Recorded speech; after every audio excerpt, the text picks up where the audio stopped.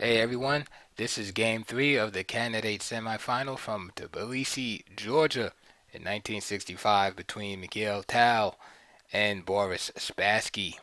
The first game was drawn, the second game was won in spectacular fashion by Tal, and so the pressure was on Boris Spassky with the black pieces to see if he can even up the series or at least keep from going down another point in this game.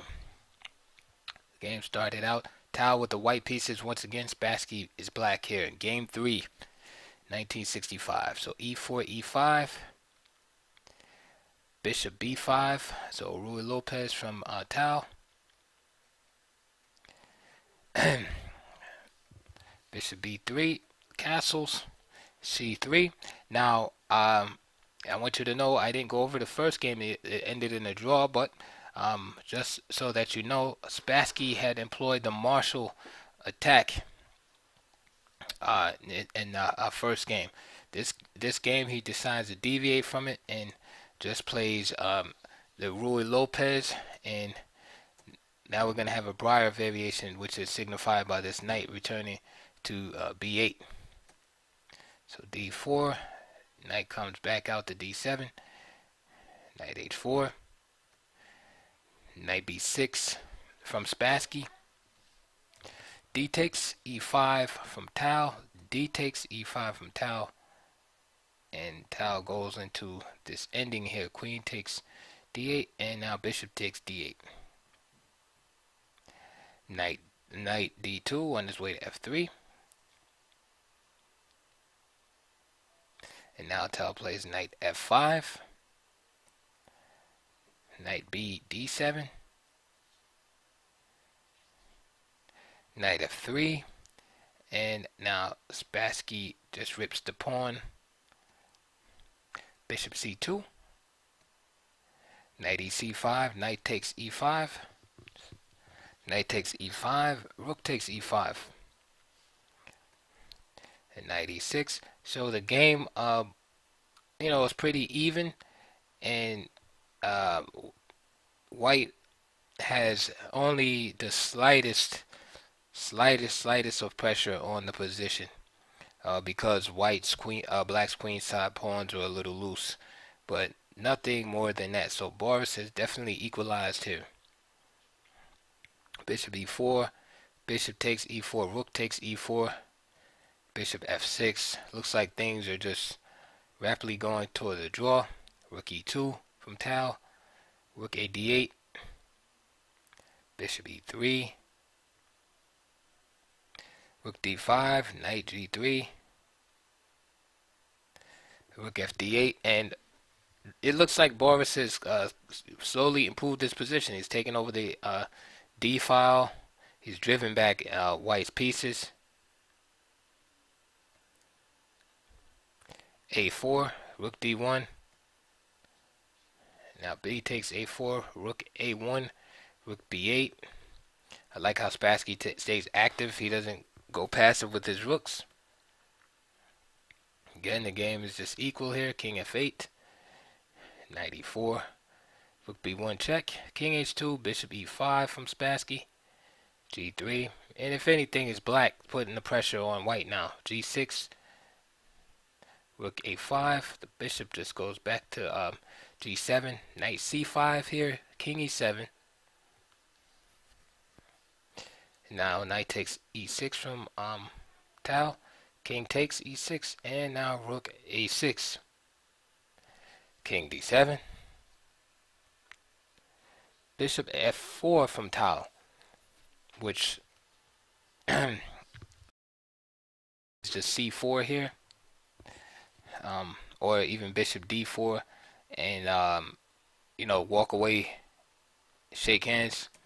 But bishop f4, rook b3 attacking this pawn, c4, and now bishop d4. And as you can see, after the advance of the c pawn, right, in order to protect it, now black has chances against the f pawn. So king g2, rook b2, This is instructive. King f3, and there's really no adequate defense.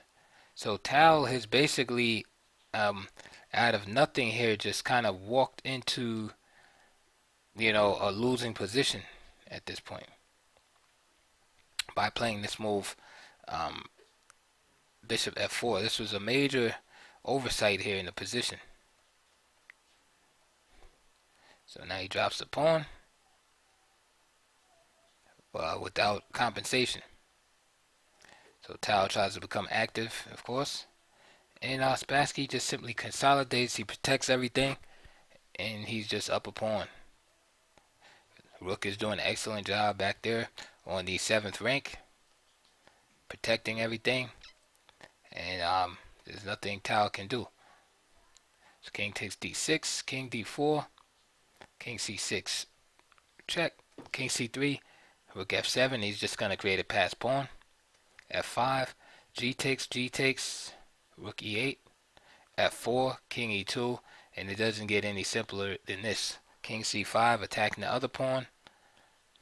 That rook is unstable there on e4. King f3, c5, king f2, king c3, king e2, check, king f2, rook f5, rook h4, h5, rook e4, king d3, and that's what I was saying, that how that rook is unstable there. King d2, rook e4, king c3, rook h4, and king d3. And here Tal resigned. He's in a zugzwang position. He can't really move the rook here. If he moves the rook, he's gonna lose it. And moving the king, for instance, king f1 allows king e3, and then eventually this f pawn will queen in the process. So or after king e3, a move like rook f4 can be played and just win in the c pawn, but that's not even necessary. I'll just show you real quick. So let's say king f1. F2 is a good move, just squeezing even more. Again, the rook still can't. The rook on h4 still can't move. Except rook takes h5, which is suicide. What else? And if he moves the king, then it's just just queen. So what else is there to do?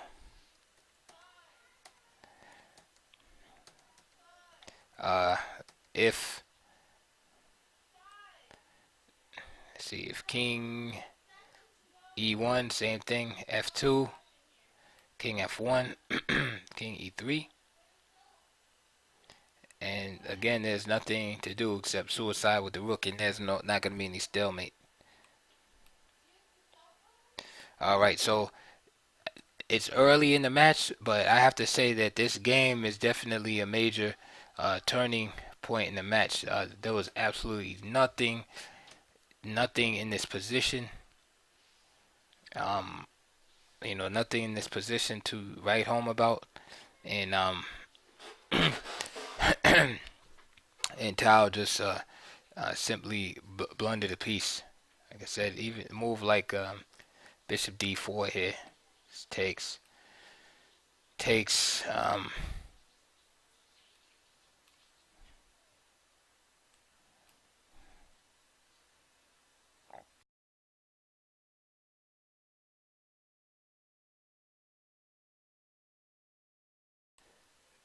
And you see these two pawns, the f and c pawns, one of them is going to drop. So rook takes d4, then rook takes c7. If he goes here, you just come back there, and it's just a dead draw.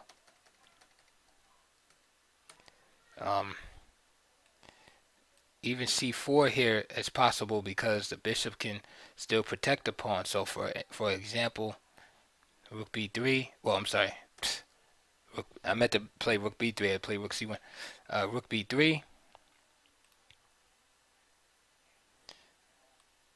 It's just possible to play that. And notice the bishop on e3 is just protecting the pawn. And then rook c3. And You could play moves like king g2 or g4, and it's easy, simple draws. So perhaps again, Tal has a dynamic style, and he probably figured he would have some active chances with, say, bishop f4, and then ganging up on the c pawn somehow with rook a7. But unfortunately for him, somewhere he miscalculated here, because for instance, now if he goes rook a7, then the simple rook takes c3, taking the pawn and protecting. So this is why he went for c4, and then rook c3 is possible with the same threat, or bishop d4. Notice how bishop d4 attacks f2 and prevents rook a7. After king g2, rook b2, and it's just losing the pawn.